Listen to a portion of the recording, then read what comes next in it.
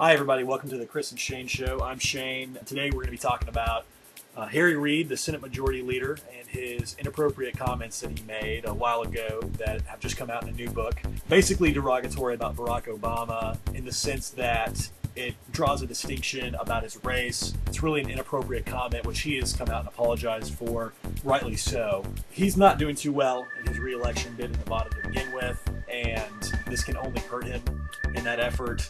But for me, the main concern is that this does not derail his really lifetime achievement, which is the healthcare bill, currently making its way through the final stages. Hopefully, this issue can be resolved in a way that doesn't damage the Democrats too much, but he is not getting a lot of love from my side of the aisle because I think he really hasn't deserved it on this issue.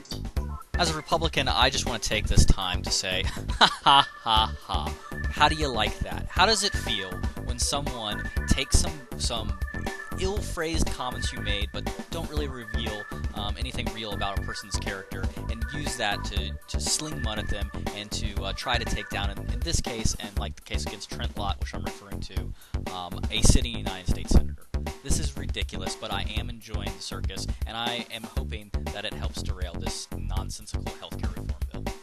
Okay, well, what Trent Lott did was a little bit different. Let's talk about what Trent Lott did. He stood up at Strom Thurmond's birthday party and he said, back when this guy was running for president, if we would have listened to him, if he would have been elected, a lot of things would have been a lot better in this country. The main platform that Strom Thurmond ran on when he ran for president as a Dixiecrat was to keep segregation.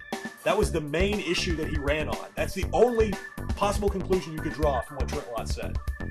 No, Trent Lott did not specifically refer to his presidential candidacy of 1948. What he said was, if we had listened to him more, we wouldn't have all the problems that we have today. And yes, he was a known segregationist, so I can see why the comments got misconstrued. But basically, Trent Lott was just trying to compliment a man on a job well done, with some exceptions throughout his 90-year campaign as a United States politician.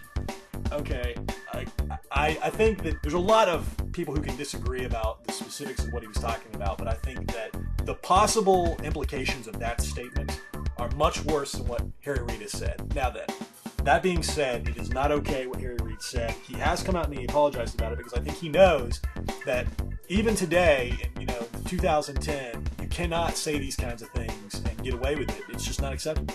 The bottom line, Shane, is Trent Lott was not a racist, and Harry Reid is not a racist. And they made some comments which were ill-advised, but they weren't that big of a deal, and it shouldn't have costed Trent Lott his being the House Majority Leader, and it shouldn't cost Harry Reid. Stupid comments do not mean you automatically lose your job, and people need to just chill out, and Democrats need to enjoy tasting a little bit of their own medicine with their political correctness run amok. I think political correctness, it gets a bum rap. People single it out and they say, it's horrible. Sometimes it is, but sometimes it represents a sensitivity to people that are not like us, that are part of our American family. And I think we really need to take the time to think more. Even people at our highest levels of government, our most accomplished politicians, always think before you talk, before you say something, because you never know who you can be offending. You got to be careful.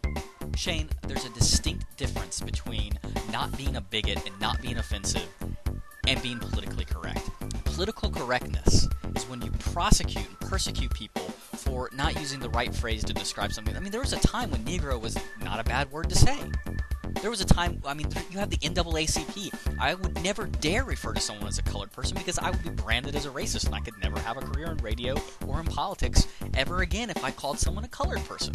That's political correctness run amok. That's the type of political correctness that made everyone that met that major down at Fort Hood, made them afraid to report him, and it killed people. Political correctness killed Americans. Well, folks, we hope you've enjoyed this episode of the Chris and Shane Show. Please join us next time as we discuss the healthcare debate.